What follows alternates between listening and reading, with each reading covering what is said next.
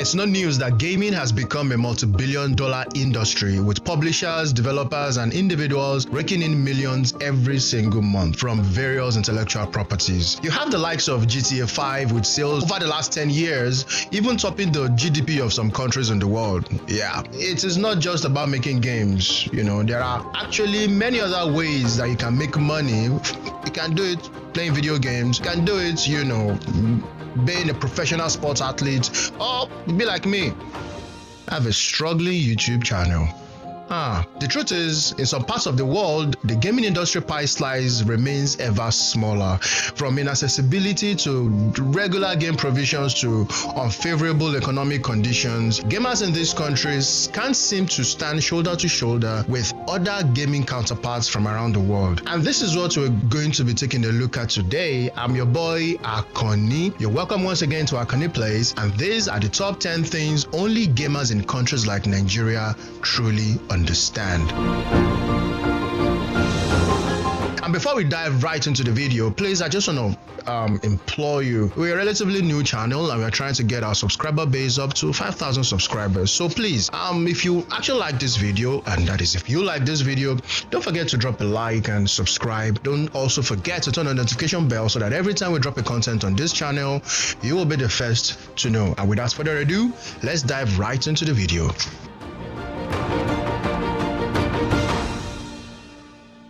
Number 10, the power cuts. What may sound far-fetched in developed countries is truly a big deal here in Nigeria. Due to power cuts, gamers have to take extra precautions to, stay in the game.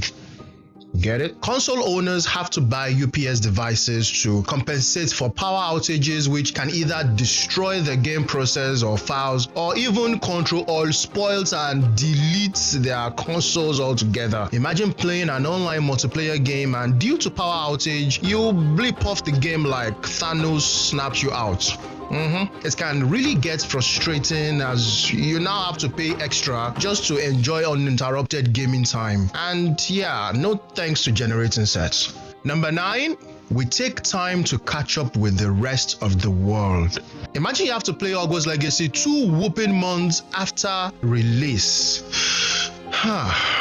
Yeah, due to several reasons, gamers in Nigeria cannot stay in line with gaming trends due to the sheer amount of delay in getting things to this part of the world. We'll be talking about some of these factors later in this episode, definitely. But picture this, you having no access to pre-order deals, digital copies are taking too long to download, and physical game copies take weeks, sometimes a month, before they arrive here. Other gamers around the world would have already platinumed some games before we even get to click new game. God. Number 8, game houses to the rescue. Game houses. It's been saving lives since 18 something. Yeah, only gamers in Nigeria will understand what it means to spend hours in the game house and your mommy's last change on one more soccer match. Yeah, I know. I did that. Game houses offer a wide range of options for gamers who have no access to console or games, and to gamers who love the thrill of facing off with unknown gamers in the area. It's a trash or get trash scenario where the winner gets one more free game for winning the last match. Yeah, they call them champion. Now, I for one grew up playing video games in game houses because, there was no console and yeah, I was that good. So everybody needed to know. Number 7, stringent economic policies. Gaming in this part of the world can make you go bankrupt. Yeah, I've been there. Due to economic complications, underperforming forex rates, and just flat out difficult policies to work with, gamers have no access to buy or trade online, pay for subscriptions, or make purchases, which means bye-bye to DLC, bye-bye to pre-order deals, no PSN, no Game Pass subscriptions, and unfortunately, publishers make no provisions for people like us. So only hardcore gamers get to reach out to their other friends in the around the world, like sending out some sort of a gaming SOS. Oh God. Number 6, our market is computer village. Computer village. Memories. Allow me to say, much like game houses, computer village saves lives. Can ruin lives too. What you cannot get in Computer Village doesn't exist. Probably body parts or robot parts, Now, there is a place in the heart of Lagos, Nigeria called the Computer Village. It's a wide expanse of land occupied by over 2,000 sellers, buyers, hijackers, bootleggers, and, pirates. Whatever problem you have with gaming, you can get it solved here. Yeah, trust me. From console sales and repairs, game sales and reselling, gaming PC building and repairs, the list goes on. However, the market is so vast that it takes the smartest and the sharpest to navigate its corridors and alleys. But once you get the gist, once you know your way around, it's nothing is ever truly hidden from you. And there is a guy over there, they call him Kilo. Yeah, Kilo. But then when I saw him, I knew exactly why they call him Kilo. This guy is a bundle of solutions when it comes to gaming. So yeah, there are so many people like Kilo over there. Probably not just Kilo, but ton. There's so many guys in Computer Village that you just need to go there and you have solutions to even the toughest of problems. Yeah. Number 5, no apparent game geniuses. No, there are gamers who are good. Like, I like to think myself as a good player. Yeah. But do they really compete on the global stage? Not really. Yeah, not really. Gamers in Nigeria only play for fun, and they often stand up after a few minutes or hours of gameplay to attend to other things. Of course, things that would bring money. Gaming is often regarded with the same condescending demeanor given to toys. Yeah.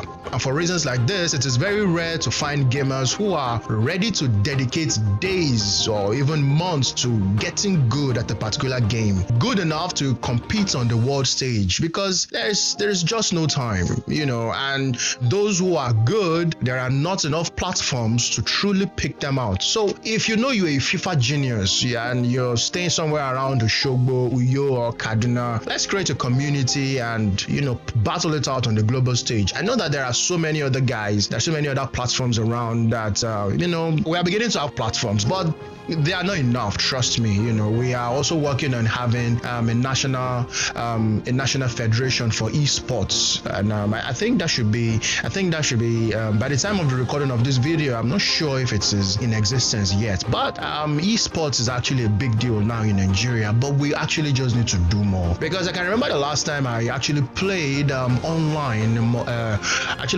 multiplayer, which was Mortal Kombat now. Yeah, I got my backside handed to me. Number 4, left behind. Africa is never late to anything. Africa just needs to always wake up when it's ready. And I think that time is now. Asians, Europeans have heard about esports because that is where the product started from.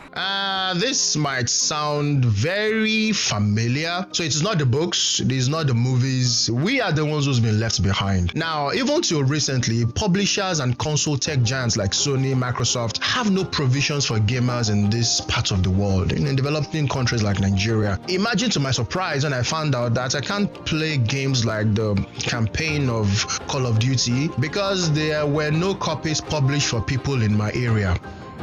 Wow, Activision, just wow. There are so many questions because it's infuriating, and I'm just going to ask, do these publishers actually think that there are no markets in this part of the world? Well, heck no. Statistics show that there are up to 1 million active Call of Duty mobile players in Nigeria alone, and yeah, you can Google that.